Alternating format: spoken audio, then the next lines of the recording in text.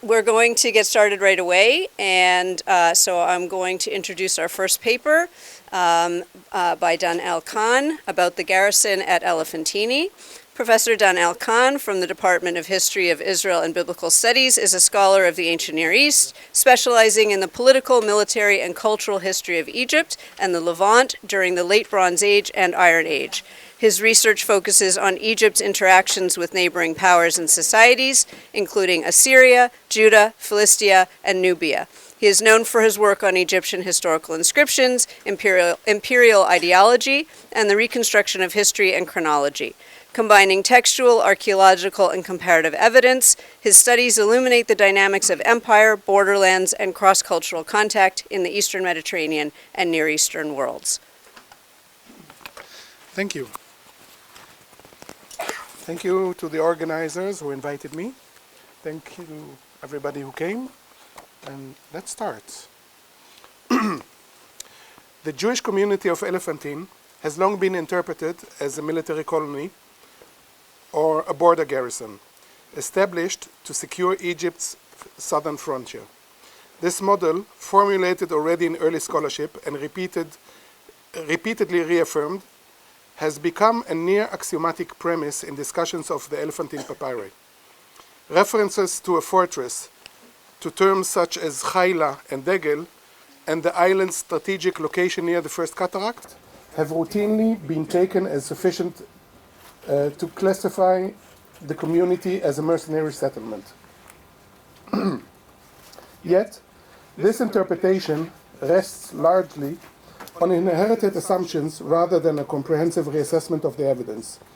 It privileges terminology and topography while leaving unexplained a wide range of data: the absence of weapons and barracks, the urban and domestic character of the settlement, the demographic composition of the community, the behavior of its inhabitants in times of crisis, the survival of its institutions across regime changes, and the administrative rather than military character of its documentation.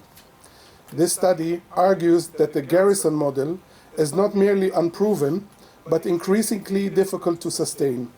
By integrating archaeological evidence, comparative data from securely identified military sites, the internal logic of the Elephantine documents, and the contextual reassessment of key terms such as Chayla and Degel, it hopefully demonstrates that Elephantine does not conform to the structural, social, or functional profile of an ancient garrison. Instead, the evidence points to a civilian, hereditary, and administrative embedded community integrated into the economic, cultic, and bureaucratic life of Upper Egypt in the Persian period. The aim of this article, therefore, is not simply to refine the picture of a Jewish garrison, but to question the garrison paradigm itself, reframing Elephantine away from a military colony toward a civilian administrative settlement allows to disparate feature of the dossier: family life, property transmission, inter-ethnic integration, petitionary practices, and terminological anomalies to be understood as elements of coherent social reality rather than exceptions to a presumed military norm. Elephantine was fortified for much of its long history, and this fact is beyond dispute. Walls, gates, and defensive installations are archaeologically attested, and the designation Birta, Yev, the fortress, appears repeatedly in the Aramaic papyri. Yet fortification alone is an insufficient criterion for identifying a garrison. Throughout Egyptian history, numerous cities were enclosed by walls whose populations were not primarily military. Fortifications served multiple functions: controlling access to river routes, regulating customs and taxations, symbolizing state authority, and protecting administrative and cultic infrastructure. From the Old Kingdom onwards, Elephantine functions as an administrative hub overseeing contact with Nubia. In the Middle and New Kingdoms, it served as a node in a broader system of border administration rather than as a forward military base. By the late period and Persian period, Elephantine's role was that of a place of regulation, documentation and mediation, rather than a frontline defensive installation. The urban plan of Elephantine reinforces this civic interpretation. The Jewish quarter was situated in the southern part of the island, adjacent to a dense temple zone that included Egyptian cult installations and the temple of Yahoo. The temple zones on the island's fillet, right? Yeah, okay. Let's see if I have. No, didn't put it in. So, the temple zones on the island Philae, Bige, and the temple complex on Elephantine were not really defended. They were at the most southern zone of the island, vulnerable to attacks from the south. The temple's location, longevity, and integration into the urban fabric point instead to a recognized civic and cultic status. The contrast between Elephantine and documented Egyptian garrisons is instructive. Middle Kingdom fortresses in Nubia, such as those along the Second Cataract, exhibit standardized layouts with clear internal zoning: barracks, magazines, granaries, administrative quarters, and defensive works arranged according to a coherent military logic. New Kingdom installations, like Buhen or Amara West, display similar characteristics, as do Saite and early Persian forts, such as Tel el-Kher or Daphna in the Delta. These sites share a number of features: repetitive, uniform and cramped barrack blocks, centralized storage facilities for weapons and supplies, restricted access points, and spatial segregation of soldiers from civilians. They are designed to house troops efficiently, to enforce discipline, and to facilitate rapid mobilization. The width of the surrounding walls is between 6 and 11 meters, while the walls of Elephantine are about 5 meters. None of these features characterize the Jewish quarter at Elephantine. Excavations have revealed that the walls of the town Elephantine are on average 4 to 5 meters wide, strengthening the earlier 20th dynasty wall, which was 2.8 meters wide. There are no barracks, no standardized troop housings, and no armories. There is no evidence for rotational occupation or the kind of spatial uniformity typical of military installations. Instead, Elephantine presents the picture of a fortified town with mixed functions: residential, administrative, economic, and religious. Garrisons are purpose-built military environments. Elephantine was a lived urban space. To label the Jewish community a garrison is to ignore this distinction. One of the most decisive pieces of evidence against the garrison interpretation lies in the domestic architecture. The Jews in the quarter Judeans lived in the quarter, lived around their temple. Among them lived their neighbors, including Egyptians, Caspians, Khwarezmians from different detachments and professions. There's also an Egyptian boatman. If these were troops, their housing was mixed and not organized according to detachment or nationality. Their houses were private, and their owners could sell, bequeath, or even to their daughters and divide their property.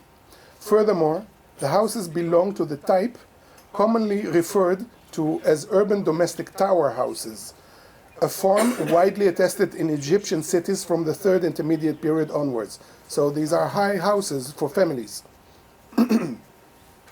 Furthermore, tower houses are vertical, multi-story structures with private rooms, storage spaces, courtyards, and facilities for domestic production. They are designed for family life, long-term residence, and the integration of household and economic activity. They are often irregular in plan and reflect individual ownership and inheritance. Barracks, by contrast, are horizontal, repetitive, and standardized. They are designed to house soldiers collectively, not families. They do not accommodate women, children, or elderly dependents, nor do they provide space for private economic activity. The presence of tower houses at Elephantine is incompatible with the notion of a standing military garrison. Archaeology often provides a corrective to textual assumptions. Military installations leave material traces even when written records are silent. These are the barracks, so sorry for that. Military installations leave material traces even when written records are silent. Weapons, armor fragments, arrowheads, spearheads, horse gear, and facilities for maintenance and repair. At Elephantine, such evidence is conspicuously absent in association with the Jewish community. Despite extensive excavation, no weapon cache, no armories, and no concentration of military equipment have been identified. I want to thank James Moore for sending me a chapter of his new book, where there are 8 arrowheads not datable to the Persian period. This absence cannot be dismissed as accidental. Comparable sites, even when poorly preserved, routinely yield at least residual traces of weaponry. If the Jewish community at Elephantine had constituted a military unit, even a lightly armed one, we would expect at least some material indication of this fact. The lack of such evidence strongly supports a non-military interpretation and places the burden of proof squarely on those who continue to argue for a garrison model.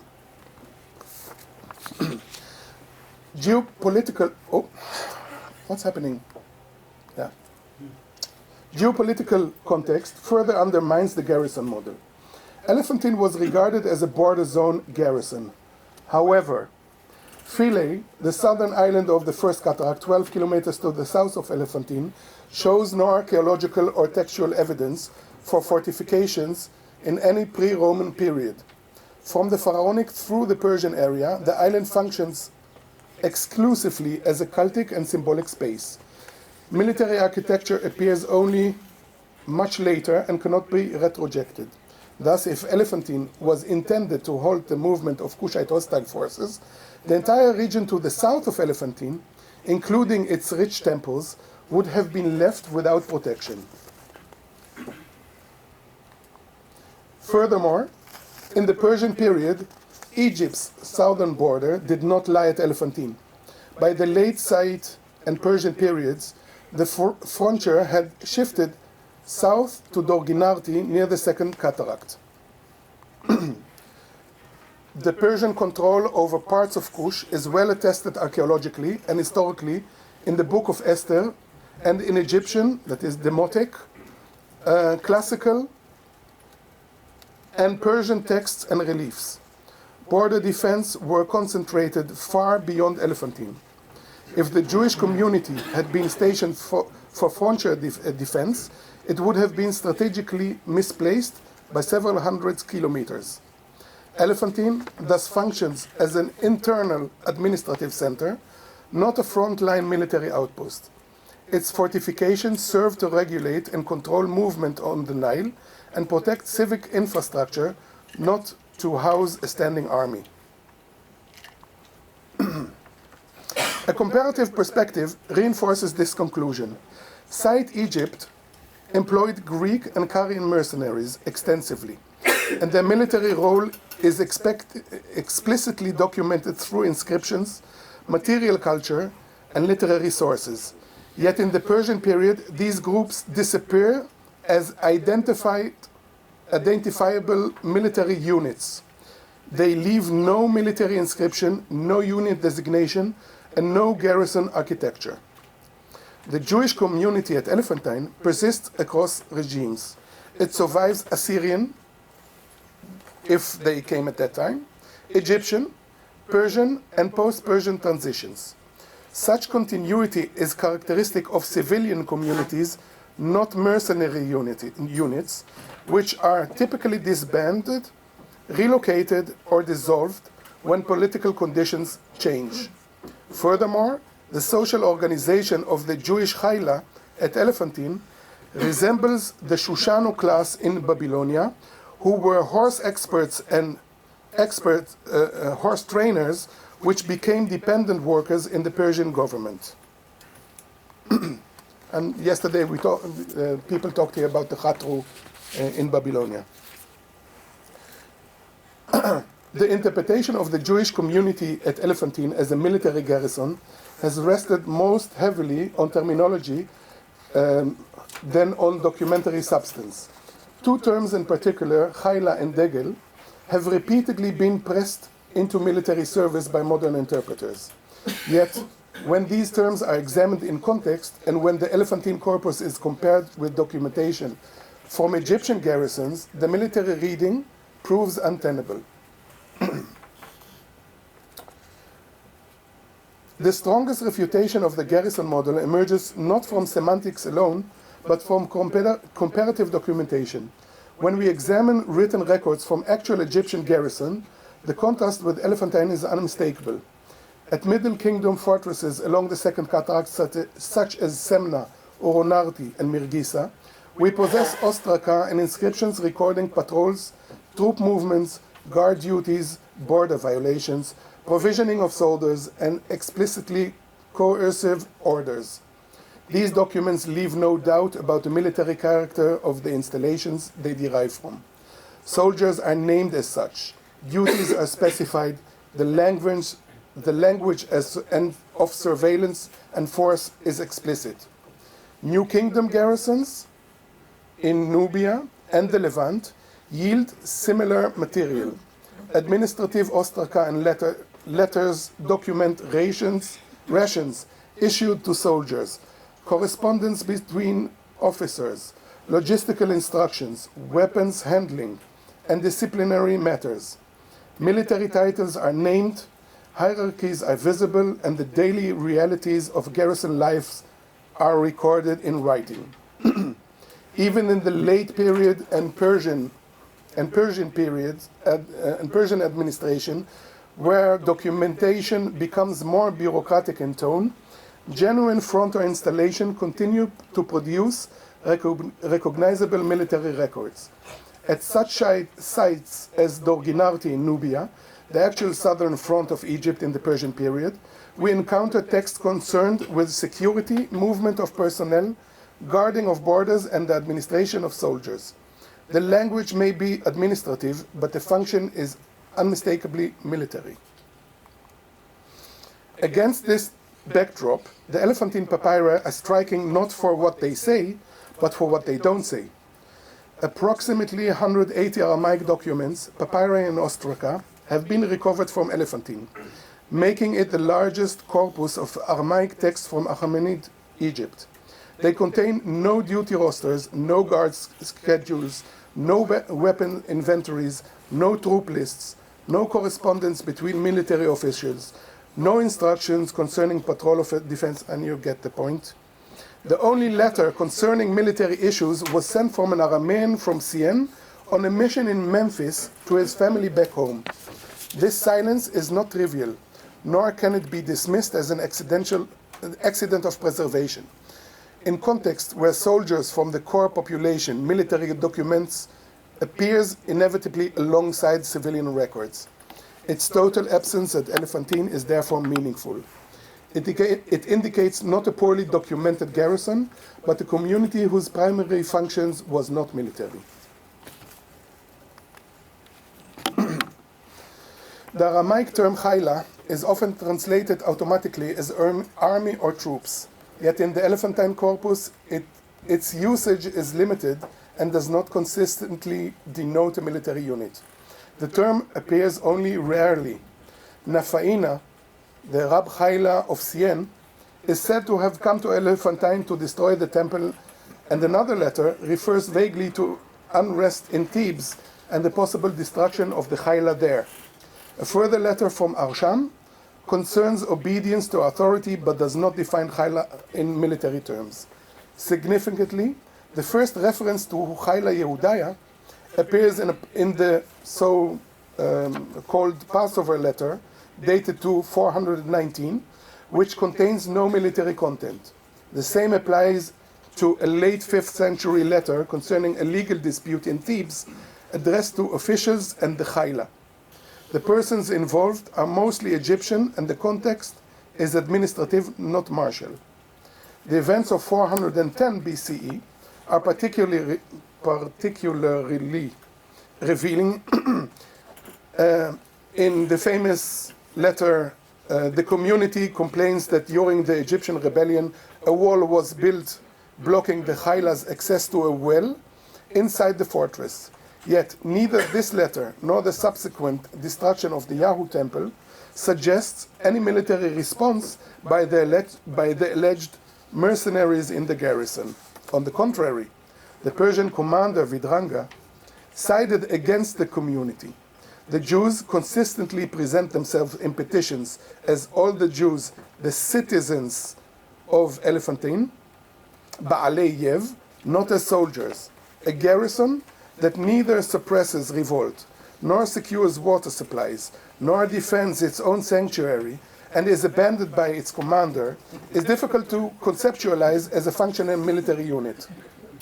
It is therefore most plausible that chayla here reflects either a fossilized term inherited from earlier Saite military organization, comparable to Akkadian Khatru or Shushanu, which evolved into civil categories of dependence, or a broader collective designation comparable to biblical Am, Egyptian Mesha, or Persian Kara, which can denote both military and civilian bodies. The term Degel has often been interpreted as a military unit or banner group, sometimes even quantified as a troop formation. Yet both the documentary and philological evidence argue strongly against, not strongly, against an automatic militarization. The Elephantine and Saqqara papyri show that Degel designations persist unchanged across major political transitions, Saite, Persian, and Egyptian rival regimes, a pattern incompatible with the typical fate of mercenary units, which were regularly disbanded, expelled, or punished after regime changed. Moreover, the Degel is never shown to possess a command hierarchy, officers, chain of command, or military function. Apart from a single fragmentary reference to centurions from Thebes, the Rabbi Me'ah, no officers or operational activities are associated with any Degel unit. Instead, the social profile of these attached to a Degel, women conducting legal transactions, elderly property owners, children inheriting assets, inter-ethnic marriages, and the coexistence of Judeans, Arameans, Egyptians, and others reflect a civilian urban community rather than a garrison. Individuals belonging to a Degel could identify as Jews or as Arameans of Sien, some describing themselves as hereditary holders at Elephantine, and nowhere is a Degel explicitly said to be stationed at Elephantine. This accords well with philological studies showing that Degel need not denote a military formation or even a banner, but can refer broadly to a grouping, visibility, or organized affiliation rather than soldiering. Interpreting Degel as a military unit, therefore, strips the term of analytical value. It is more plausible understood as a bureaucratic or administrative category connected to registration, possibly taxation or service obligation, rather than to organized troops. When all lines of evidence are considered together, urban layout, architecture, material culture, documentary practice, terminology, geopolitics, comparative garrison history, and social structure, the conclusion is clear, I hope. The Jewish community at Elephantine was not a military garrison. Although Elephantine was a fortified city, the Jewish population functioned as a civilian, bureaucratic, and cultic community. integrated into imperial administration and local economic life. A long-standing garrison model is not required by the evidence and in fact obscures the historical complexity of Elephantine by imposing a militarized interpretation where none is demonstrably present. At this point, the burden of proof must shift. Any continued claim that Elephantine was a military garrison must explain why such a garrison lived in domestic tower houses rather than barracks, included women, children, and elderly dependents, left no weapons or military equipment, produced no military documentation, failed to defend its own temple, and differs fundamentally from every securely identified Egyptian garrison. In the absence of such an explanation, the Elephantine dossier is best understood as that of civilian urban community within a fortified setting, whose members were residents, administrators, and worshippers, not soldiers by default. I dedicate this lecture to the memory of my son, Jonathan Kahn, who was born 22 years ago, next week, and passed away on Holocaust Remembrance Day in 2012. This lecture grew out of a paper that I wrote at his bedside and delivered at the conference in Atlanta 2 weeks after his passing. At that time, I thought my conclusions are a bit crazy, so I put it aside for a long time. I think now I could say it's crazy, but I'm convinced. I hope you too.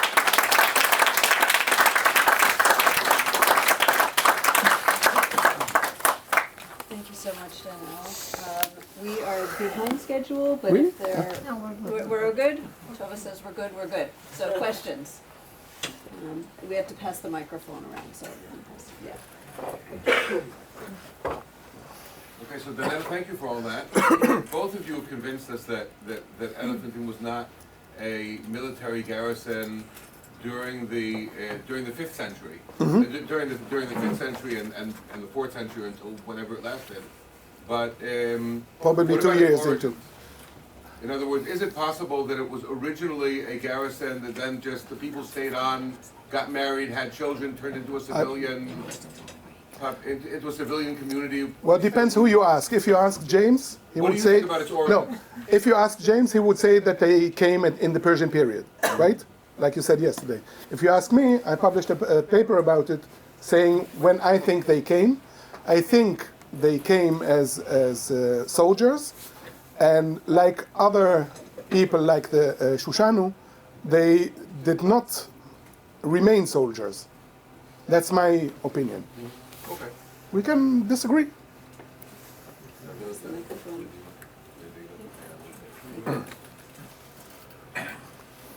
Many thanks, Danel, for your wonderful presentation. I fully agree, and I wonder what you would say about the archaeological evidence in Siena. I mean, some scholars argue, well, Elephantine was an island, and Siena was located on the mainland, and during the excavations conducted by Cornelius von Pilger and Wolfgang Müller from the Swiss Institute, they found from the Persian period, from the 27th dynasty, some arrowheads and other evidence which might point to the military garrison located in Siena. This looks like a garrison, and you have their arrowheads, as you say, and you have lists of people. That I would say that is a garrison, and there's also a road going from here to the southern area where there's also a military camp. So Siena is a garrison. I think is a garrison. It's not decisively a border garrison because I don't think the border is there. Yes, but it is a garrison, and there are more garrisons in Egypt, as we know. Yes. With regard to the term Hayla in Aramaic and its parallels, why not Sabu, which is the most general term in Akkadian for a group of people who are contingent, you name it? I have several people you can contact in the Aramaic papyri, the Rab Hayla there, and ask them. I don't know. How do we contact them? Their email is. If you have an explanation, well, first of all, it's Aramaic, right? It's Aramaic. I don't know if Tzabu would be used. I don't know. No, It's a good question. It's a parallel. It's not Yeah, okay. Why not? Perfect analogy. It means both, both military and gang, like a work gang, any group of people. So you But could- it wasn't Tzabu as well, so I can add that as well. Wonderful. In Behistun, Haila translates Tzabu, so. Perfect. It also translates Kara in Beistun. I didn't think about the Tzabu. Okay, wonderful. Another one to the list. Thank you, Danel. I remember when I had no idea that there was a lecture about this in 2012. And I remember in 2018 when I gave this lecture before the society or all of the Old Testament and Near Eastern scholars in Berlin. It was a very uncomfortable moment to propose this. And then Muzzy was there a month or two later. Who was? That's allowed. Yes, I didn't hear the name. Yeah. And to work through it with him as well, it was a very interesting time. So I'm glad after having presented it so much that other people are testing it. Bezalel knows this from 2012, and when he, yeah, right, and when he, well, I don't know, maybe he, when his anthology of all the papyri was published in Hebrew, or was going to be published in Hebrew, he asked me to give this lecture, and since it was in May 2020, and Corona started in March, there was no lecture, but I already started working on it and took it out of my drawers, and that is how the first paper in JNES came out, and this is the lecture which... So in the JNES paper, as well as your title and such, you maintain a sort of a military terminology with your approach. Why do you continue to use these terms? I'm just wondering. Which? Garrison, for instance, and things like this. And then the other lecture, the history from a military colony of mercenaries. No, there I gave a lecture in 2012. It was a conference about mercenaries, and I looked at mercenaries during the empires until the Persian Empire, and surprisingly, I came to the conclusion that I cannot say these are mercenaries.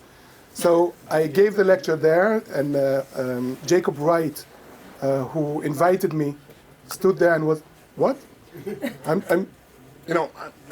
I'm shocked. The people there were people from classical to later periods, and when I said what I said, he was like, "You don't understand that this is, totally out of the norm." I said, "Well, that's my conclusion." That was then. I know there are lots more questions, but in the interest of having a coffee break at some point, I think maybe we should continue. I'm sorry for all the people who are not going to be able to ask their questions, but I'm in Danel the is coffee break. around. Yes, thank you.